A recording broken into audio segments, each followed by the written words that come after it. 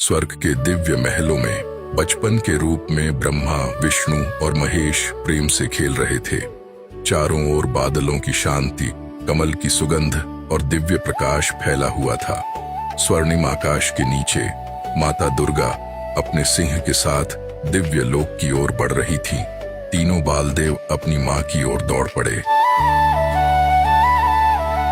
कमल के दिव्य पुष्प पर विराजमान ब्रह्मा जी, अनंत क्षीर सागर के मध्य शेषनाग पर विराजमान भगवान विष्णु शांत मुद्रा में विश्राम कर रहे थे। हिमालय की शांत वादियों में भगवान शिव गहन तपस्या में लीन बैठे थे। तभी भगवान शंकर के मन में एक विचार उत्पन्न हुआ। मैं अपनी माता दुर्गा के पास जाकर उनसे एक प्रश्न पूछूं, क्या आप ही मेरी जननी हैं?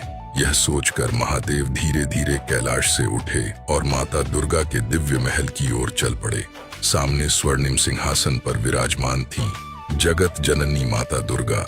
भगवान शंकर विनम्र भाव से माता के समीप पहुंचे और दोनों हाथ जोड़कर श्रद्धा से माता दुर्गा को प्रणाम किया।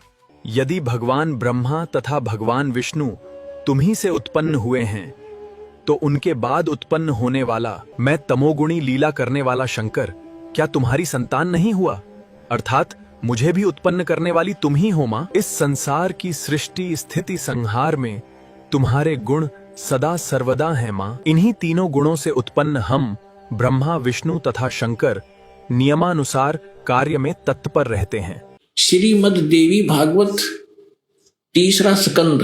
भगवान शंकर बोले, देवी यदि महाभाग विष्णु तुम्ही से प्रकट हुए हैं, उनके बाद उत्पन्न होने वाले ब्रह्मा भी तुम्हारे बालक हुए, फिर मैं तमोगुणी लीला करने वाला क्या मैं तमोगुणी लीला करने वाला शंकर क्या तुम्हारी संतान नहीं हुआ? अर्थात मुझे भी उत्पन्न करने वाली तुम ही हो शिवे। संपूर्ण संसार की सृष्टि करने में तुम बड़ी चतुर हो। इस संसार की सृष्टि, स्थिति और संहार में तुम्हारे गुण सदा समर्थ हैं। उन्हीं तीनों गुणों से उत्पन्न